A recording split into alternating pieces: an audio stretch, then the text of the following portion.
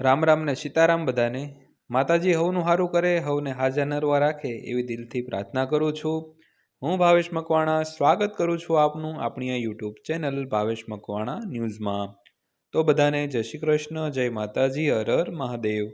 તો મિત્રો, આજના વિડીયોમાં આપણે ખૂબ સરસ મજાની વાત કરવાના છીએ। તો પેન્શનરો માટે 100% ઉપયોગી માહિતી આપણે લઈને આવી ગયા છીએ।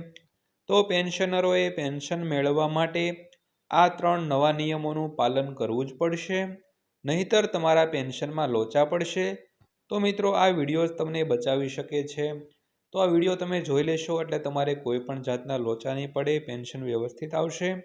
તો વિડીયો શરૂ કરતાં પહેલાં આપને બધાને એક દિલથી નમ્ર વિનંતી કે જો હજી સુધી તમે આપણી આ ચેનલને સબસ્ક્રાઈબ ન કરી હોય તો રોજે રોજ આવી જ માહિતી મેળવવા માટે આપણી આ ચેનલ અત્યારે સબસ્ક્રાઈબ કરી લેજો। તો શરૂ કરીએ આજનો વિડીયો।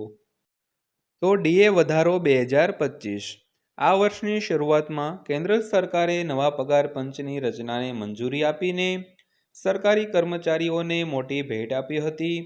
આ પછી હવે કેન્દ્ર સરકાર કર્મચારીઓને પગાર વધારવા માટે આપવામાં આવતા ડીએ અને ડીઆરમાં વધારો કરવા જઈ રહી છે। તો સમાચારમાં જાણો કયા દિવસે ડીએ વધારાની જાહેરાત થશે અને કર્મચારીઓના પગારમાં કેટલો વધારો થશે। તો મોંઘવારીના આ યુગમાં કેન્દ્ર સરકાર કર્મચારીઓના પગારમાં ડીએ વધારીને વધારો કરવા જઈ રહી છે।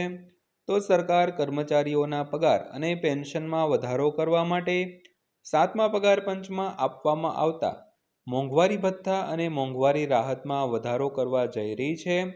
તો સરકાર કર્મચારીઓને આપવામાં આવતા ડીએ અને ડીઆરમાં વર્ષમાં 2 વાર વધારો કરે છે।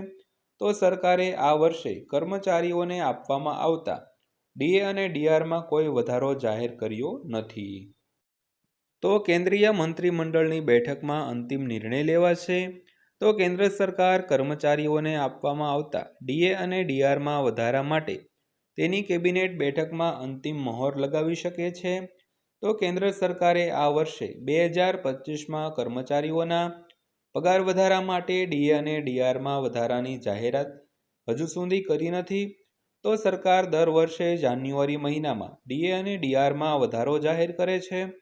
તો આ વર્ષે સરકાર આ મહિને યોજાનારી કેબિનેટ બેઠકમાં કર્મચારીઓના ડીએ અને ડીઆર પર અંતિમ મહોર લગાવી શકે છે। તો આ અંગેનો અંતિમ નિર્ણય પ્રધાનમંત્રી નરેન્દ્ર મોદીની અધ્યક્ષતામાં મળનારી મંત્રીમંડળની બેઠકમાં લેવામાં આવશે દોસ્તો। ત્યારબાદ વાત કરીએ તો કર્મચારીઓને હાલમાં 53% ડીએ મળી રહ્યો છે। કેન્દ્ર સરકારના કર્મચારીઓને 2024ના અંત સુધીમાં 7મા પગાર પંચની ભલામણોમાં તાજેતરના વધારા મુજબ 53% ડીએનો લાભ મળી રહ્યો છે। તો કેન્દ્ર સરકારે ગયા વર્ષે 2 વાર ડીએમાં વધારો કર્યો છે, જે 53% થયો છે। તો મોંઘવારી ભથ્થામાં છેલ્લો વધારો જુલાઈ 2024માં થયો હતો, જ્યારે તેને 50%થી વધારીને 53% કરવામાં આવ્યો હતો। આ પહેલાં 7 માર્ચ 2024ના રોજ કેન્દ્ર સરકારે ડીએમાં 46%થી વધારીને 50% કર્યો હતો। ત્યારબાદ વાત કરીએ તો હોળીથી ડીએ વધી શકે છે। કેન્દ્ર સરકાર સરકારી કર્મચારીઓને મોંઘવારીથી રાહત આપવા માટે તેમને આપવામાં આવતા ડીએમાં વધારો કરી શકે છે। તો સરકાર દર વર્ષે જાન્યુઆરી અને જુલાઈ મહિનામાં કર્મચારીઓના ડીએમાં વધારો કરે છે। તો આ વર્ષે કેન્દ્ર સરકારે હજુ સુધી કર્મચારીઓને આપવામાં આવતા ડીએમાં વધારાની જાહેરાત કરી નથી। તો સરકાર કર્મચારીઓને હોળીની ભેટ તરીકે ડીએમાં વધારાની જાહેરાત કરી શકે છે। ત્યારબાદ વાત કરીએ તો ડીએમાં 2%નો વધારો થશે। કેન્દ્ર સરકાર આ મહિને હોળી પહેલાં કર્મચારીઓને આપવામાં આવતા ડીએમાં વધારાની જાહેરાત કરી શકે છે। તો કેન્દ્ર સરકાર ગયા વર્ષે ઓક્ટોબરમાં કર્મચારીઓને આપવામાં આવતા ડીએમાં 3%નો વધારો કરી શકે છે। તો આ વખતે કેન્દ્ર સરકાર ડીએમાં 2%નો વધારો કરી શકે છે। તો વડાપ્રધાનની અધ્યક્ષતામાં મળનારી બેઠકમાં કેન્દ્ર સરકાર ડીએ વધારવાનો નિર્ણય લઈ શકે છે। તો ડીએમાં વધારો થવાથી પગાર અને પેન્શનમાં કેટલો વધારો થશે તેની વાત કરીએ। કર્મચારીઓને આપવામાં આવેલા ડીએમાં વધારા પછી તેમનો પગાર પણ વધી શકે છે।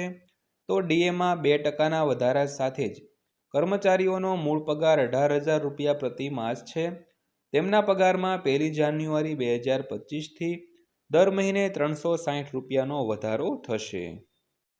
તો જો કોઈનો પગાર 30,000 રૂપિયા પ્રતિ માસ છે અને મૂળ પગાર 18,000 રૂપિયા છે તો તેમને હવે મોંઘવારી ભથ્થા તરીકે 9,540 રૂપિયા મળશે, જે મૂળ પગારના 53% છે। જો અપેક્ષિત વધારો 2%ના વધારા પછી કર્મચારીઓને 9,900 રૂપિયા મળશે, જે 360 રૂપિયા વધુ છે। જો સરકાર ડીએમાં 3%નો વધારો કરે છે તો દર મહિને 540 રૂપિયા વધીને 10,080 રૂપિયા થશે મિત્રો। તો મિત્રો આ હતી આજની માહિતી પસંદ આવી હોય તો વિડીયોને લાઈક કરજો અને રોજે રોજ આવી જ માહિતી મેળવવા માટે આપણી આ ચેનલ અત્યારે સબસ્ક્રાઈબ કરી લેજો મિત્રો। તો ફરીવાર પાછા મળીશું એક નવા વિડીયો સાથે, નવી માહિતી સાથે। ત્યાં સુધી સૌને જય હિન્દ, વંદે માતરમ।